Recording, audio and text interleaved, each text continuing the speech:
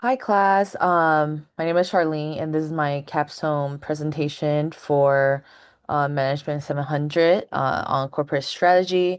And today I'll take you through the company that I picked, which is Tesla, on the business strategy analysis. And it's a company that has been very successful up till recently. Was considered an unchallenged leader in the electric vehicle industry, so the EV, and the strategic position has really shifted materially in 2025.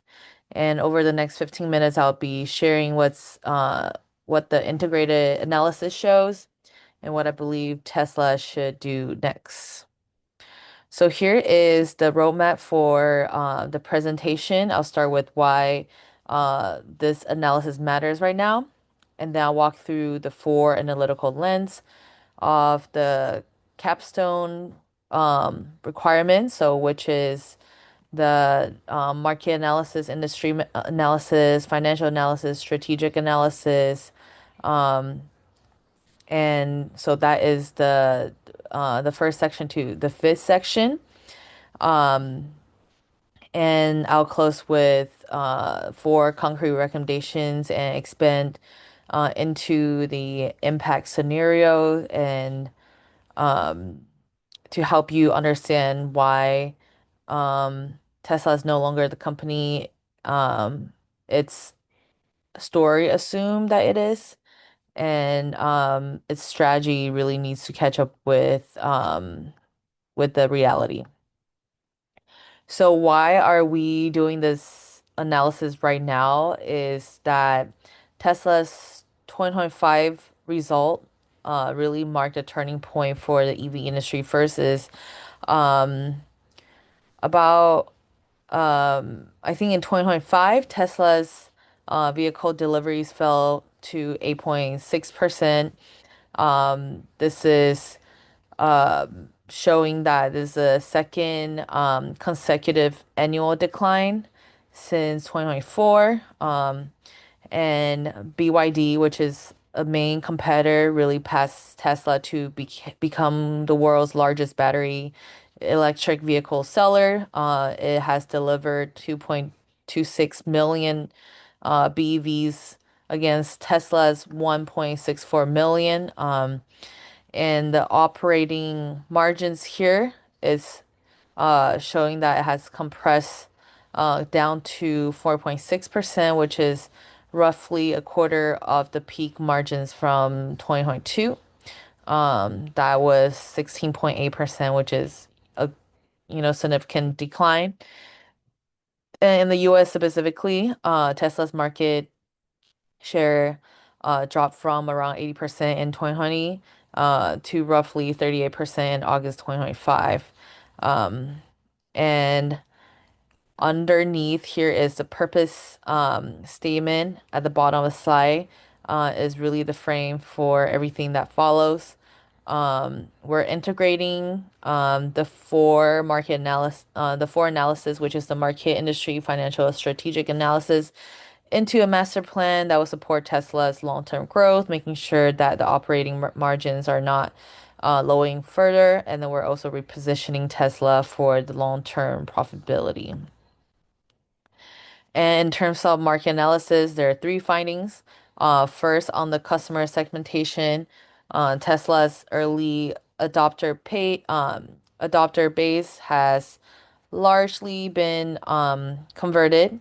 So the growth um, in the beginning really just comes from the affluent, tech-savvy, more wealthier um, customers because of its um, premium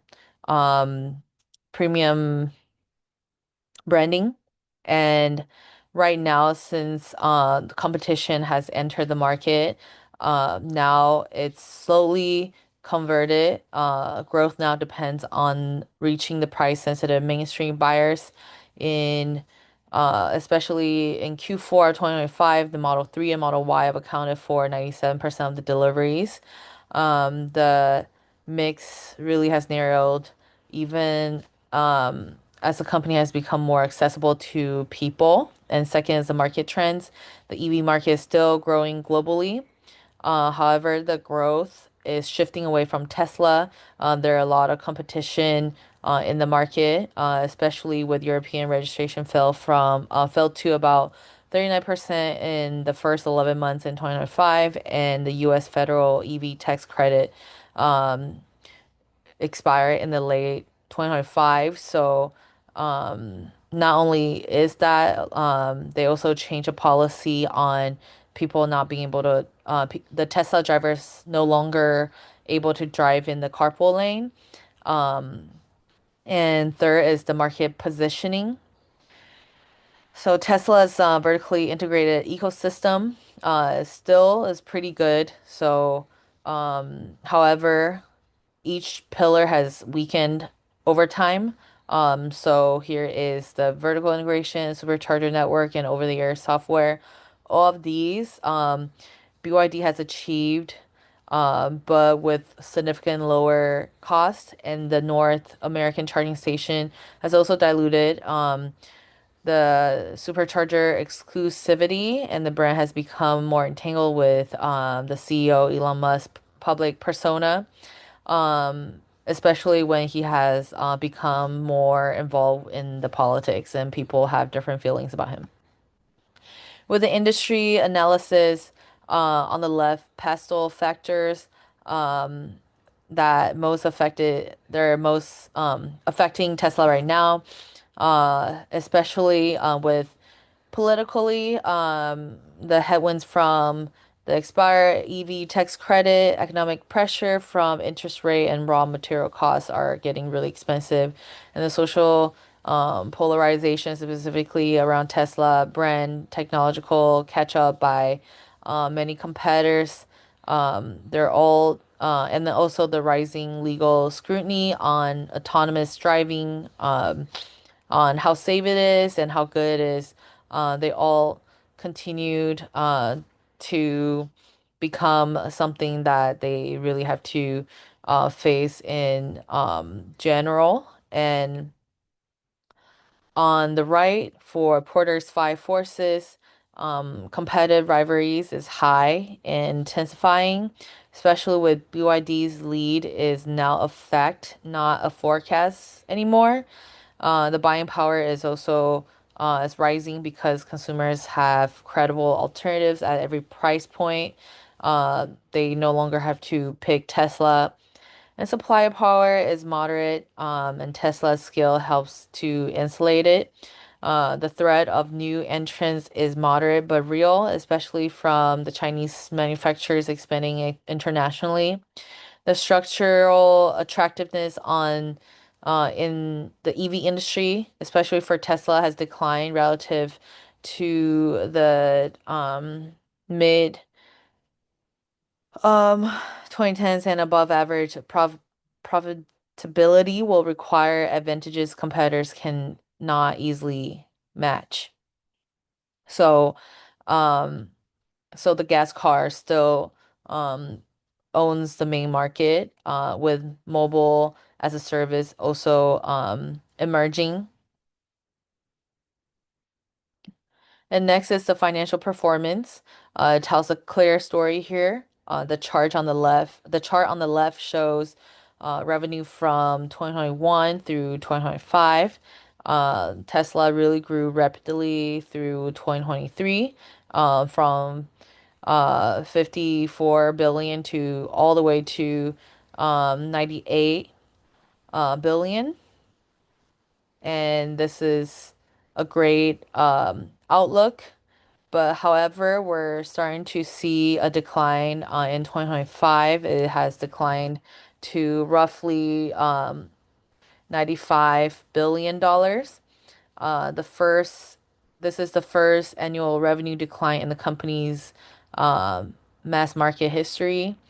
The four metric cards on the right that you're seeing right now shows the margin compression. So the gross margin fell from a 25.6% peak in 2022 to 18% in 2025.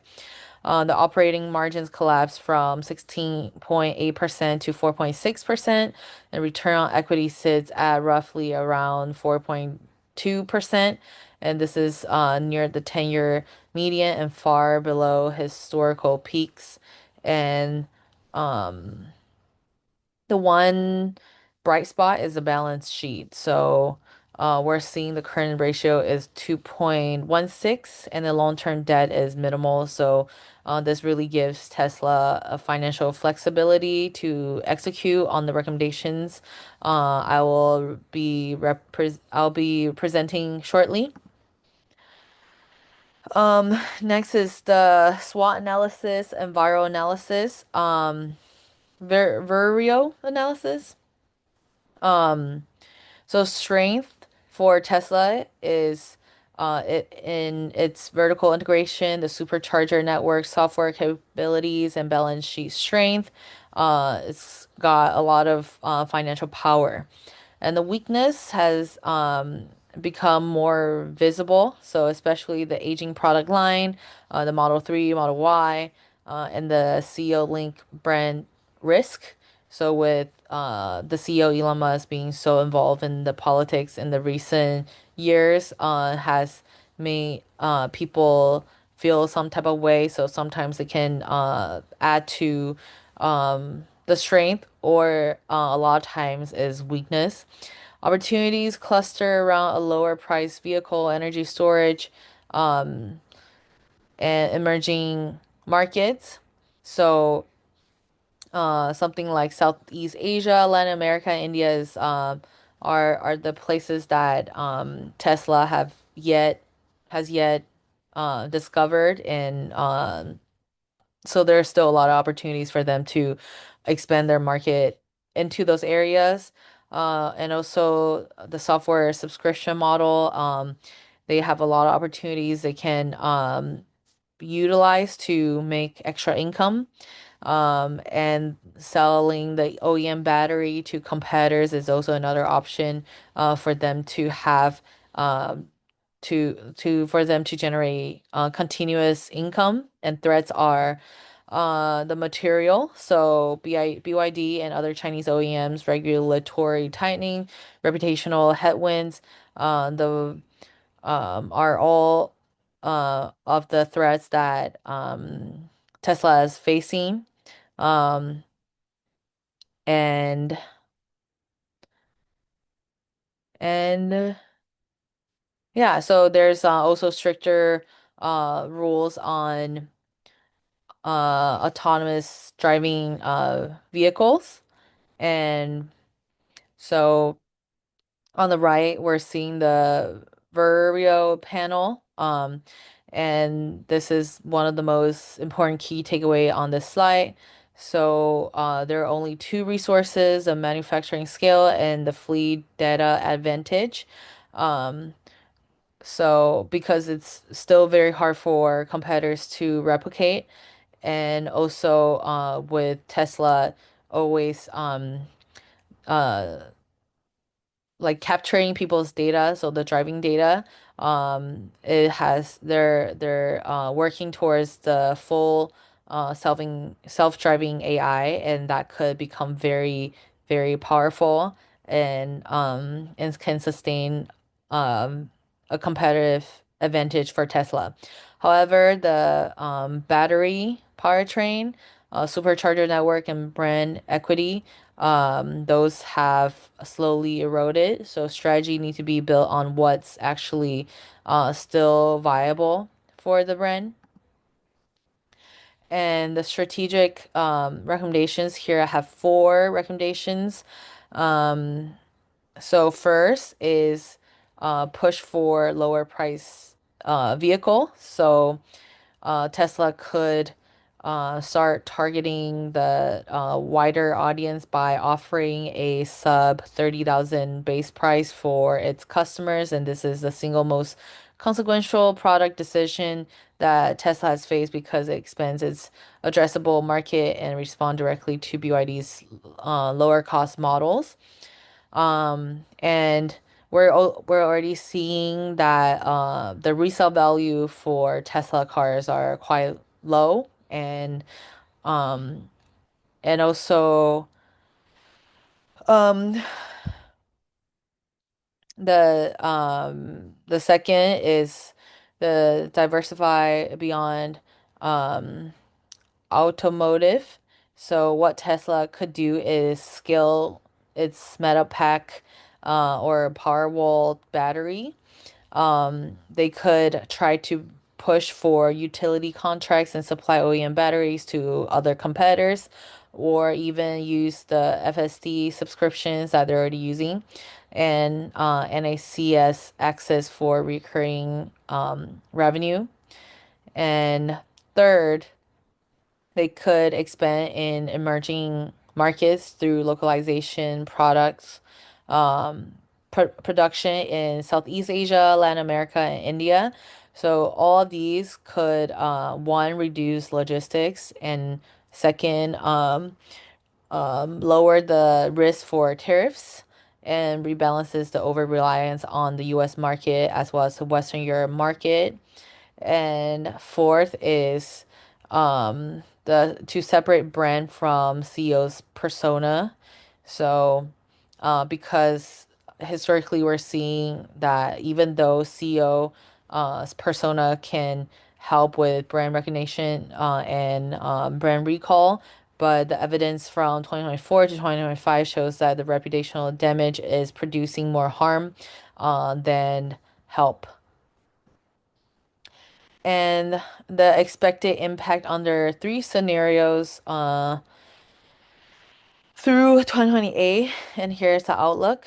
So the moderate scenario in the middle is basically the base case. The volume stabilize near 2025 levels, and cost reduction offset pricing measures and energy storage supplements automotive, and producing 95 to 105 billion in revenue, with 6 to 9% operating margins. The high growth opportunities require successful execution on the lower price vehicle, material progress on the FSD, and sustained energy storage scaling, so the battery, and other services. And if those all of those land, the revenue could reach from 115 to 125 billion, um, and with uh, around 11 to 14% margins. And on the right side is the low growth scenario. Uh, that is the downside. So continued share erosion from competitors, persistent headwinds from different angles, and margins below 5%. The point is not to predict which scenario might have occurred for Tesla. It is only to show that those are the recommended strategy and options for Tesla, and then what they could do. And here's the last slide. So to close, Tesla's next decade really depends on its execution, not just the narratives. So here are the three takeaways. So industry has really matured over the years. Tesla can no longer win the first mover advantage anymore, because the advantage is largely been competed away. Um, and the financials have converged towards the more traditional automaker norms, which means disciplined unit economics matter more than growth story pricing. And the path forward for Tesla is hybrid. So differentiate on software and the integrated ownership experience, um, but and also I guess Tesla could compete on cost through platform simplification and localization. I think one thing that Tesla does really well right now is in its ability to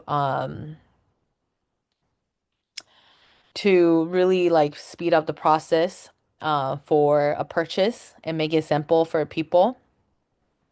Um, so all of these Um, Recommendations are consistent with the analytical evidence with Tesla's current resources and with its stated mission. Those won't restore Tesla to the unique market position it had held a decade ago, but they will likely position the company to remain durable, profitable, and influential in the next phase of the energy and mobility transition. And um, here are the references, and thank you for listening.